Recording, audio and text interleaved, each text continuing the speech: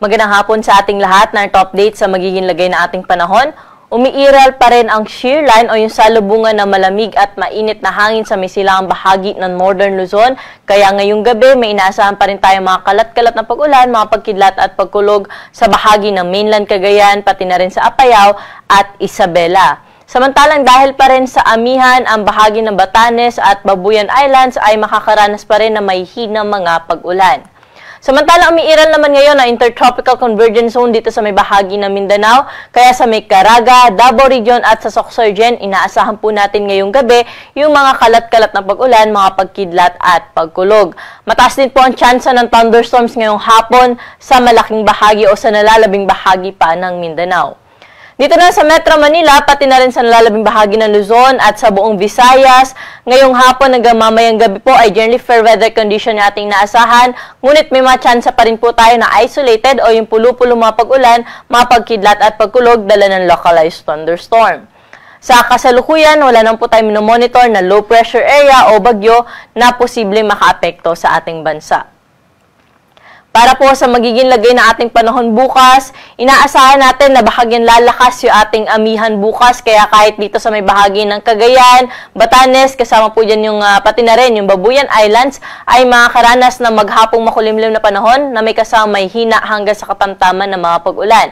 Pero dito sa atin sa Metro Manila, pati na rin sa nalalabing bahagi pa ng Luzon, generally fair weather condition pa rin yung ating naasahan bukas. Ngunit sa madaling araw, hapon, tsaka sa gabi po ay posible yung mga panandaliang buhos ng pag-ulan.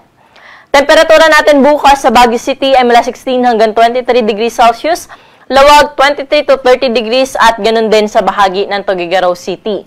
Dito sa Kamaynilaan, 24 to 31 degrees agot ng temperatura bukas. Sa Tagaytay, 21 to 30 degrees Celsius. At sa Legazpi City, 25 hanggang 32 degrees Celsius.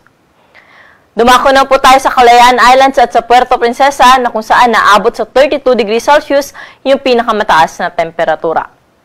Sa mga kababayan naman po natin sa may Eastern Visayas, Caraga, Davao Region, pati na rin po sa Sorsogon, dahil sa Intertropical Convergence Zone, makakaranas po sila ng maulap na kalangitan at may kalat-kalat na mga pag-ulan, pagkidlat at pagkulog. Samantalang sa lalim bahagi ng Visayas at sa Mindanao naman, generally ay fair weather condition po inaasahan natin bukas, ngunit maging handa dahil mataas pa rin po yung tsansa ng mga thunderstorms pagsapit ng hapon at gabi.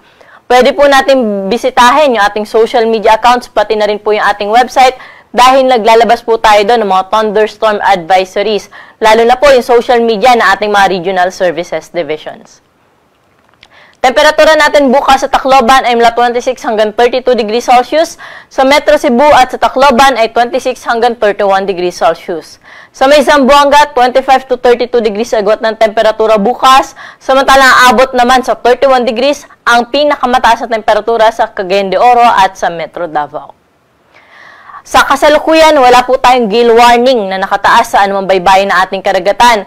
Ngunit inaabisuhan na po natin ng publiko na posible po ngayong gabi ay meron na po tayong itaas na gale warning sa may baybayin ng Northern Luzon or particular na sa may extreme Northern Luzon, sa may Batanes, Babuyan Islands, Ilocos Norte at Ilocos Sur. So kapag nagtaas na po tayo ng gale warning, possible po by tomorrow or ngayong gabi hanggang bukas ay hindi na ho natin hayaang pumalaot dyan yung ating mga kababayan, mga isda, pati na rin yung may maliit na sakyang pandagat.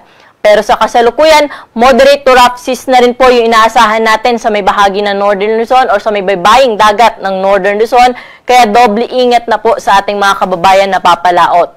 Sa nalalabing baybayin na ating kapuluan, magiging banayad hanggang sa tamtaman lamang ang mga pag-alon. Para sa ating 3-day weather forecast dito sa Metro Manila, hanggang Miyerkules, generally fair weather condition yung ating inaasahan. Pero pagdating po ng Martes, ay halos magiging makulimlim. O Lunes, Martes, halos magiging makulimlim po yung ating panahon at mataas po yung tsansa ng mga pag-ulan. Pero pagdating ng Miyerkules, ay mas mababa po ang tsansa ng pag-ulan natin dito sa Metro Manila. Sa Baguio City naman po, Lunes, may mga tsansa ng thunderstorms, pero pagdating ng Martes hanggang Miyerkules ay mga isolated light rains o yung mga pag-unbun po yung ating inaasahan, dala ng amihan. Sa may Legazpi City, mananatiling mataas yung tsansa ng mga thunderstorms sa hapon at sa gabi. Dumako na po tayo sa Metro Cebu, pati na rin po sa Iloilo City na kung saan wala tayong naasahan na malawakang mga pag-ulan po dyan maliban sa mga isolated o yung pulo-pulong pag-ulan pagsapit ng hapon at gabi. Pero sa Tacloban, dahil nga po sa Intertropical Convergence Zone hanggang Lunes, ay magiging maulap po ang kalangitan dyan at may mga kalat-kalat na pag-ulan, mga pagkidlat at pagkulog. Ngunit pagsapit ng Martes hanggang Miyerkules ay improving weather condition yung inaasahan natin sa bahagi ng Tacloban City. Dumako lang po tayo sa mga key cities natin sa Mindanao. Sa Metro Davao na kung saan Lunes, Martes ay generally fair weather condition na po inaasahan natin. Pero pagdating po ng Miyerkules, muli po sila maapektuhan ng Intertropical Convergence Zone. At kaya po pinag-iingat pa rin po natin yung ating mga kababayan dyan at mag-antabay po sa mga update na nilalabas ng Pag-asa. Sa may Cagayan de Oro City, tsaka sa may Zamboanga City po, wala naman tayo inaasahan na malawak ang mga pag-ulan for the next 3 days, maliban doon sa mga isolated rain showers, madalas sa hapon at sa gabi.